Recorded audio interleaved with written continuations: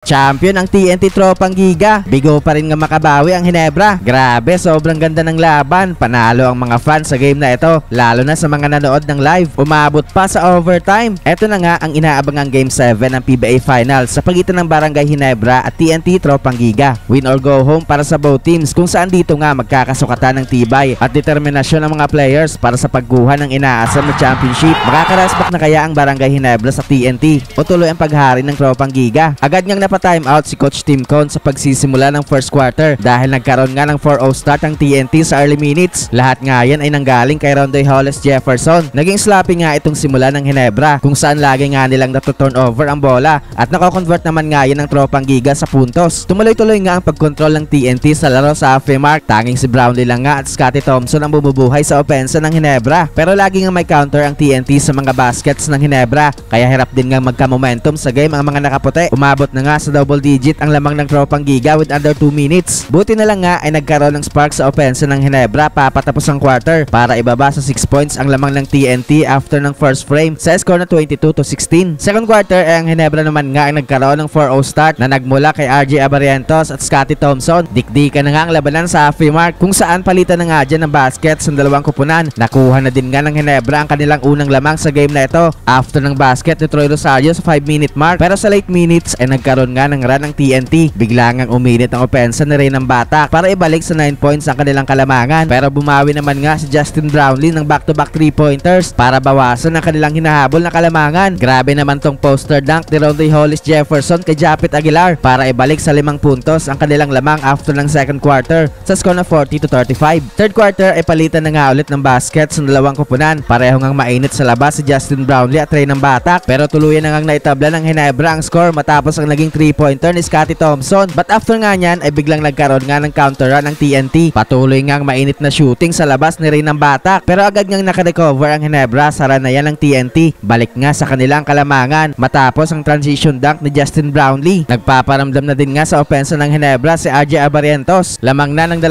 puntos ang Ginebra after ng third frame sa score na 62-60. Fourth quarter ay patuloy nga ang paghawak ng Ginebra sa kalamangan sa early minutes, pero hindi pa rin nga nagkakalayo ang score ng both teams. Halfway mark ay in control pa rin nga ang Ginebra sa game. Unti-unti na nga tumataas ang intensity ng laro habang papalapit ang crunch time. Bigla ngang uminit ang shooting sa labas ni Oftana, kung saan tuluyan na ngang naitabla ng TNT ang laro sa 5-minute mark matapos ang 3-pointer ni Oftana. Tuluyan na nga nakuha ng TNT ang kalamangan matapos ang 3-pointer ni Glenn Cubuntin. Ay lamang nga ng 3 puntos ang TNT Tropang Giga. Grabe nga ang pinapakita dito ni Glenn Cubuntin. With 31 seconds ay nagkaroon nga ng i-match needed basket si Brownlee para ibaba sa 1 puntos ang kanilang hinahabol na kalamangan, pero agad ngang binawi yan ni Rondoy Hollis Jefferson sa kanyang top finish sa ilalim. Under 20 minutes ay nagkaroon ng big 3-pointer si Justin Brownlee para itabla ang score sa 79 points. Bigo na nga makapuntos pa ang TNT sa kanilang last possession, kaya aabot pa nga sa overtime ang game na ito. Sa overtime period ay biglang arangkada nga ang opensa ng TNT, kung saan bahagya nga silang nagkaroon ng 6-point lead, pero hindi pa nga tapos itong laban, kung saan with under 1 minute ay naibaba nga sa 2